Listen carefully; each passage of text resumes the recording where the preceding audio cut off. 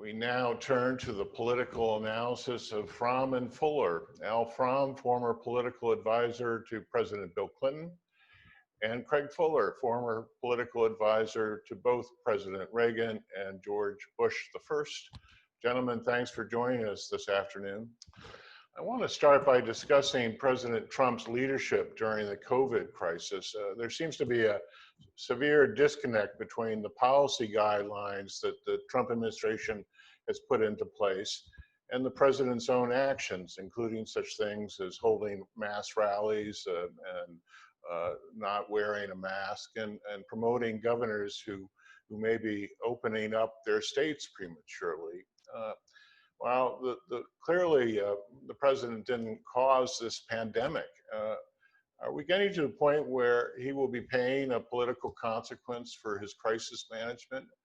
Craig, can we start with your thoughts? I honestly don't see how this works out well for him at all. You know, you want somebody in the White House who's going to be candid and honest and frank with the American people, and who inspires confidence. And none of that has emerged over the last few months. And it's one contradiction after another, one false statement after another. All of these, or some of the worst ones, are going to be replayed in campaign ads, if not by the Biden campaign, by independent committees. I mean, it's just a wealth of material that's going to be used against him. And you're in this kind of amazing situation, and you know, we saw it here with the spy surveys, where the governor was far more credible than the president on this, and people are turning, I think, to state and local officials for better information, more consistent information than from the president, and thus we have this patchwork quilt of responses to COVID. And I think Dr. Fauci again this week is reminding us that another spike is quite possible, and yet we have the president intending to hold rallies with people. So I just think it's not going to be held up as a good example of leadership, even by members now, I think, of his own party. And again, we talked about it last week, but I think Republican senators have to be getting very nervous that this is a path down which they do not want to be going. Al, how about you? I can never figure out what President Trump is thinking or what he wants to do. I see no way that this can help him. This election is going to be a referendum on his performance. The big issue that people are judging him on is how he handled this pandemic. And no matter what he says or how bizarrely he acts, people know what the truth is. They see cases increasing. They see that new spike coming in a lot of parts of the country. Actually, they're now Trump country. The new John Bolton book said, Bolton, in one of the excerpts that was just in the Wall Street Journal, said that everything Trump does for re-election. Now, I don't know how his twisted mind works, but let me just, since he always gives us conspiracy theories, let me give you one. His strategy seems to be to energize the most extreme parts of his base and suppress the vote of everybody else. And maybe that's what this is all about. Maybe he, you know, because if you look at it, Tom Friedman, I think, said this in the New York Times this week, that it almost looks like he's trying to spread the virus with his actions, because people follow what he does. So maybe he thinks if the virus is still kicking a lot of people, he doesn't want to have vote by mail. He wants to make it hard for people to vote. A lot of people stay home, and only his most fervent supporters will go to the polls. Now that's crazy, and you know, that was sort of what the legislature in Wisconsin thought, and we saw what happened there. But in any event, I can't figure it out because this can only hurt him. Al, another thing that seems to be a political hot potato at the moment is the possible renaming of existing military bases that have honored Confederate leaders. The president has made it clear that he would resist any attempt to change the names of those bases. and did so very quickly. But he is seeing some resistance even within his own GOP leadership, as public opinion seems to also indicate growing support for those name changes. Is this a severe threat to the Trump campaign? I see no benefit to defending the names of bases that honor generals who fought against the United States of America. But again, Trump has had a different strategy than most presidents. I mean, if Craig or I were, when we were in the White House, we always tried to build support among people who may not have supported us. Trump has made it clear from day one, he doesn't want to be president of the whole country. He doesn't want to be president of people who didn't support him. So maybe he's running for the presidency of the Confederacy. I just want to take, Fort Bragg, named for Confederate General Braxton Bragg, is the largest military installation in the country. It's where I went to basic training. It was named for General Bragg because he was from North Carolina, but he was a slaveholder. He was a terrible general, I gather, in the Civil War. He was very unsuccessful. And a quarter of or more now, of the military personnel at Fort Bragg are African American. I just don't see an argument for keeping that name. And I certainly don't see any political benefit in it. Craig? Well, I think that I suspect that this skews a little bit with age. I think people who have been around on the planet longer may somehow feel that, hey, these statues have been around, and so be it. Let's not forget our history. You hear things like that.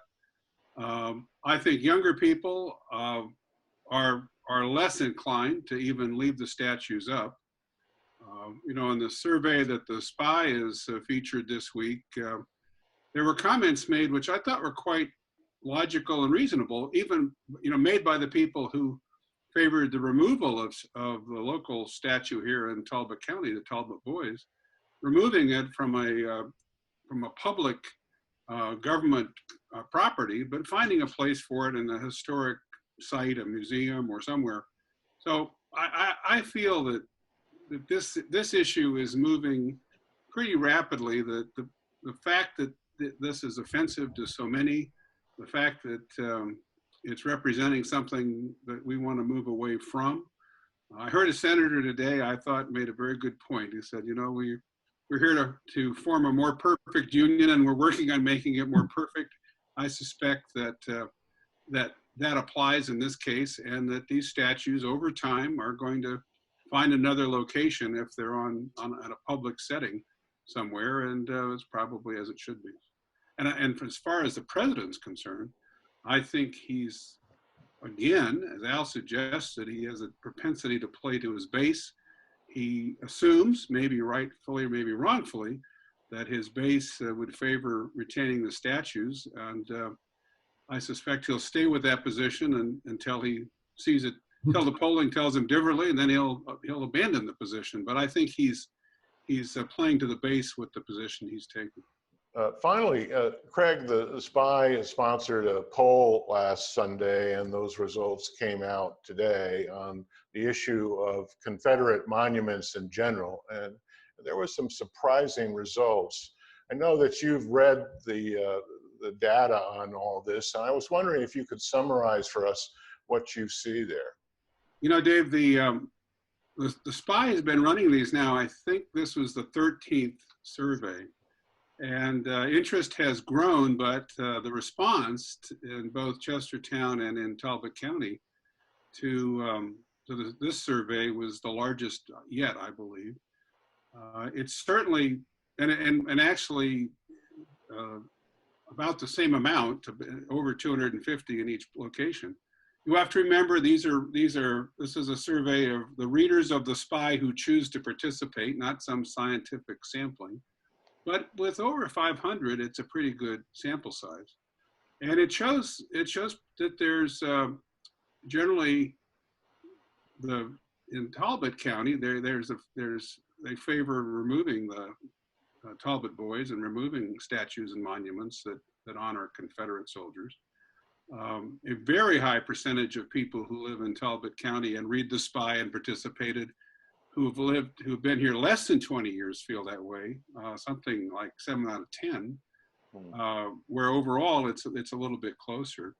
Chestertown was a little different. Chestertown was much more closer to the 50-50 range, and those that participated who lived here the longest were more in favor by a larger margin of keeping the statues there. We might have had a little campaigning at the end, I think, for that point of view. But so I think it's what makes the public policy process a challenging one, because you have a range of views from a range of the citizens. But overall, and I give the Spy a lot of credit here, I think overall when the discussion is really joined, which the Spy has helped do here in Talbot County, I think people understand that this is painful for some and probably not something that needs to be perpetuated if you can find a reasonable alternative. And of course, that's what they're looking at here in Talbot County. Al, I know that the Annapolis Spy was not included in this poll. I'm sorry about that. We'll catch up with you all. But you also have taken a look at those results. What does it say to you from across the Bay? Well, it just tells me that there's not much of a future for those memorials. Public attitudes have changed. I think your own Spy surveys would indicate that the public attitudes in Talbot County anyway have changed pretty dramatically over the last 5 years. You'll see behind me is Maryland Hall for the Performing Arts. I went by there this morning because I heard about the signs, Black Lives Matter signs being put up. Maryland Hall, for those who don't know it, is the arts center in Annapolis, Anne Arundel County. It's supported significantly by the state of Maryland, by Anne Arundel County, by the city of Annapolis, by Comcast, by most of the leading businesses in Annapolis. It's a real public center. The symphony plays there, the opera, the ballet, many other arts groups. And I think that Maryland's Hall has posted the Black Lives Matter sign is a reflection of sort of awakened views in Anne Arundel County and in our community. Now, so you didn't do a survey, but that's my survey of one place that represents really a big gathering place for our community in normal times. Yeah. Well, to be continued. Thank you, gentlemen.